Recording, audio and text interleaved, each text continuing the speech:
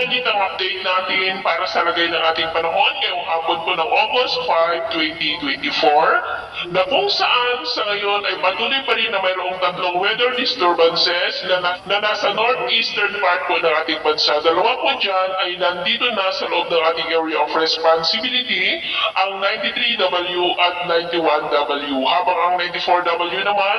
ay nananatili pa rin na nasa labas po ng ating area of responsibility. At base naman po sa datos ng GMA, ang 91W na nandito sa loob ng ating area of responsibility ay isa na po mahinang bagyo,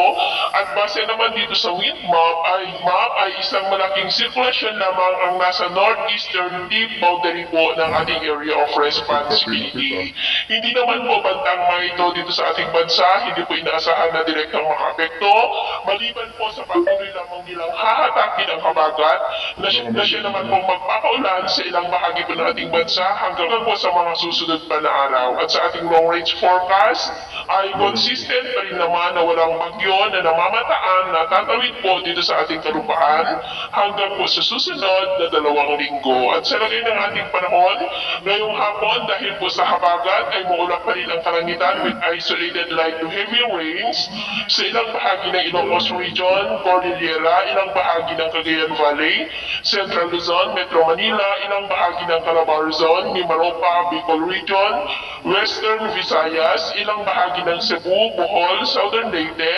ilang bahagi ng Samar, Sulu Archipelago, Zamboanga Peninsula, Northern Mindanao, Caraga, Sorsogon at ilang bahagi ng Davao Region na posibleng magtuloy-tuloy ang mga isolated light to heavy rains sa ilang bahagi po ng ating bansa hanggang mamayang gabi, kaya mag-ingat pa rin po tayo sa posibleng banta pa rin